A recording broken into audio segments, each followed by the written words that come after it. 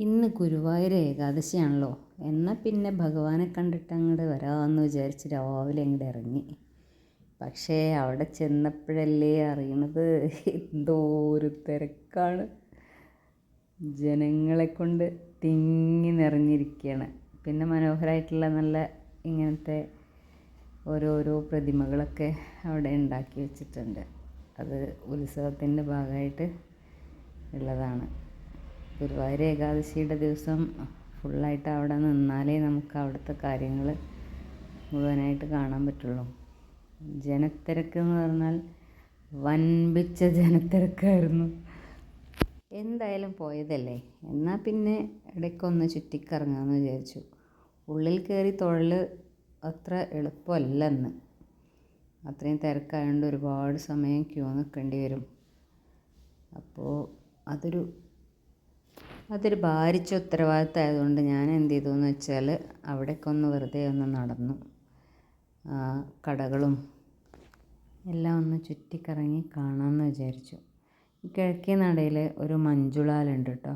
ആ മഞ്ജുളാലിനെ പറ്റിയിട്ട് ഒരു കഥയൊക്കെ ഉണ്ട്. ഒരു വാരസ്യർ കുട്ടിയുടെ കഥയാണ്. അവിടെ അമ്പലത്തിനടുത്ത് പൂന്താനത്തിൻ്റെ കാലഘട്ടത്തിൽ ജീവിച്ചിരുന്നതാണ്. അവിടെ താമസിച്ചിരുന്നതാണ് ഈ വാരസ്യർ കുട്ടി. അപ്പോൾ അവരുടെ ഒരു സ്റ്റോറിയാണ് ഈ സ്റ്റോറി മീൻസ് അന്ന് നടന്ന ഒരു സംഭവമാണെന്നാണ് പറയപ്പെടുന്നത്. ആ കഥയെക്കുറിച്ച് ഞാൻ പറയാം കേട്ടോ. അപ്പോൾ ഞാനിങ്ങനെ നടന്നുകൊണ്ടിരുന്നിട്ട് എന്തിനാന്ന് വെച്ചാൽ ഇവിടെ ഞങ്ങളുടെ ഒരു ടീച്ചറമ്മയുണ്ട്. ടീച്ചറമ്മയെ കാണാമെന്നും കൂടെ വിചാരിച്ചിട്ട് അങ്ങനെ മേൽപ്പത്തൂർ ഓഡിറ്റോറിയത്തിലെത്തി. അങ്ങനെ ടീച്ചറമ്മയെ അവിടെ വെച്ച് കണ്ടു. കുറേ സമയം ടീച്ചറമ്മയോട് സംസാരിച്ചു. കുറേ കാര്യങ്ങളൊക്കെ ഞങ്ങൾ ഡിസ്കസ് ചെയ്തു. അങ്ങനെ അവിടുത്തെ തിരക്കും ബഹളവും പാട്ടും ഒക്കെ കേട്ടു. കുറേ ഫോട്ടോസ് എടുത്തു. അങ്ങനെ കുറേ സമയം ടീച്ചറമ്മയായിട്ട് ചിലവഴിച്ച് മേൽപ്പത്തൂർ ഓഡിറ്റോറിയത്തിൽ കുറേ ടൈം സ്പെൻഡ് ചെയ്തു.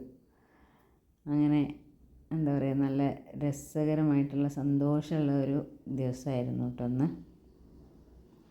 അപ്പോൾ മഞ്ജുളാലിൻ്റെ കഥ എന്താണെന്ന് വെച്ചാൽ, ഈ വാരസ്യർ കുട്ടി ചെറിയ കുഞ്ഞായിരുന്ന സമയത്ത് തന്നെ അമ്മയുടെ കൂടെ വരുമ്പോൾ ഒരു പൂവ് എപ്പോഴും ഭഗവാന് കൊണ്ടുപോയി കൊടുക്കും. പിന്നെ കുഞ്ഞ് വളർന്ന് വലുതായി വലിയ കുട്ടിയായപ്പോൾ മാല കെട്ടും, പൂ കൊണ്ട് മാല കെട്ടും. മാല കെട്ടിയിട്ടാണ് പിന്നെ ഭഗവാന് കൊണ്ട് സമർപ്പിക്കുക. അപ്പോൾ ഒരു ദിവസം ഈ കുട്ടിയുടെ മഞ്ജുളയുടെ അമ്മയ്ക്ക് വയ്യാതായി. അപ്പോൾ വീട്ടിലെല്ലാ പണികളും കഴിഞ്ഞ് വീട്ടിൽ നിന്ന് ഇറങ്ങാൻ കുറേ സമയം വൈകിയപ്പോൾ ഈ നട അടച്ചു പോയപ്പോൾ ഭയങ്കര വിഷമമായി മഞ്ജുളയ്ക്ക്. അപ്പോൾ മഞ്ജുള ഇങ്ങനെ ഇരുന്നിട്ട് കരയായിരുന്നു. ഈ ആലിൻ്റെ അടുത്ത് വന്ന് നിന്നിട്ടാണ് കരയണത്. അപ്പോൾ ഇങ്ങനെ ഇവിടെ ഈ മഞ്ജുളാലിൻ്റെ അടുത്ത് വന്നിരുന്ന് ഇങ്ങനെ കരയാം. അപ്പോൾ ഇത് കണ്ടുകൊണ്ട് പൂന്താനം വന്നിട്ട് പറയും, മോളെന്തിനാ കരയണ എന്ന് ചോദിക്കും. അപ്പോൾ ഇങ്ങനെ ഞാൻ മാല കെട്ടി വന്നപ്പോഴേക്കും നട അടച്ചു, ഭഗവാൻ എനിക്ക് മാല സമർപ്പിക്കാൻ എനിക്ക് സാധിച്ചില്ല എന്ന് പറയും. അതിനെന്തിനാ വിഷമിക്കണേ, ഈ ആലിൽ നമ്മൾ സമർപ്പിച്ച് കഴിഞ്ഞാലും ഭഗവാൻ അത് സ്വീകരിക്കും. ഭഗവാൻ ഗോപുരത്തിൻ്റെ ഉള്ളിൽ മാത്രമല്ല എല്ലായിടത്തും ഭഗവാനുണ്ട് എന്ന് പറയും. അപ്പോൾ പറയുന്നത് പൂന്താനല്ലേ, കുട്ടിക്ക് സന്തോഷമാവും. അങ്ങനെ മഞ്ജുളയുടെ മാല അവിടെ സമർപ്പിക്കുകയാണ്. അപ്പോൾ ഈ മാല സമർപ്പിച്ചിട്ട് ഈ മാല പിറ്റേ ദിവസം ഭഗവാന്റെ കഴുത്തിൽ ഉണ്ടായിരുന്നു എന്നാണ്, വിഗ്രഹത്തിലുണ്ടായിരുന്നു എന്നാണ് പറയപ്പെടുന്നത്.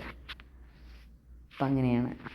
പിന്നെ അത് കഴിഞ്ഞ് കുറേ സമയം ടീച്ചറുടെ കൂടെ വീണ്ടും കുറേ സമയമൊക്കെ ചിലവഴിച്ച് ഫോട്ടോ ഒക്കെ എടുത്ത് ഇനി വീട്ടിലേക്ക് പോകാമെന്ന് വിചാരിക്കുകയാണ്. അപ്പോൾ ഇത് ഞങ്ങളുടെ പ്രിയപ്പെട്ട ടീച്ചറമ്മയാണ്. കാണാൻ കഴിഞ്ഞതിൽ ഒരുപാട് സന്തോഷം. ടീച്ചറമ്മയെ കണ്ടു. ടീച്ചറമ്മയെ കാണാൻ വേണ്ടിയിട്ട് വന്ന രണ്ട് മൂന്ന് പേരെ കണ്ടു. പിന്നെ ടീച്ചറമ്മയുടെ ഹസ്ബൻഡിനെ കണ്ടു.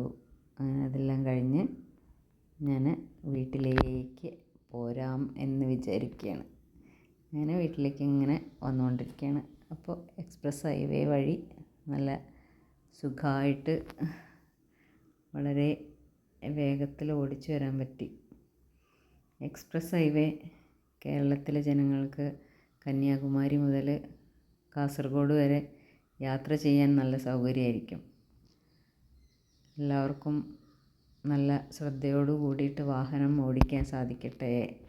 റോഡിൻ്റെ പണികളൊക്കെ വേഗം കഴിയട്ടെ. നല്ല സുഖമായിട്ടുള്ള യാത്ര എല്ലാവർക്കും കിട്ടട്ടെ. അതിനു വേണ്ടി കൂടെ നമുക്ക് പ്രാർത്ഥിക്കാം. കുറേ സ്ഥലങ്ങളിൽ ഇനിയും പണി തീരാനുണ്ടല്ലോ, കുറച്ചല്ലേ കഴിഞ്ഞിട്ടുള്ളൂ.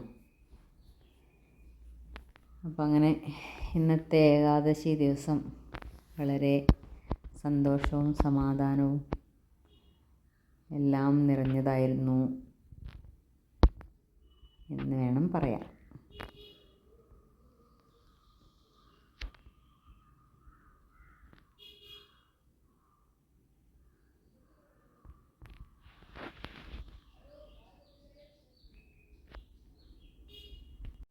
വീഡിയോ കണ്ട എല്ലാവർക്കും വളരെയധികം നന്ദി.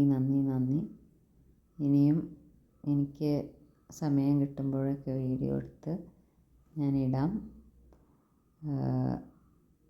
എനിക്ക് കിട്ടുന്ന എന്തെങ്കിലും കാര്യങ്ങൾ, അറിവുകൾ, ഇൻഫർമേഷൻസ് ഞാൻ നിങ്ങളുമായിട്ട് ഷെയർ ചെയ്യാം.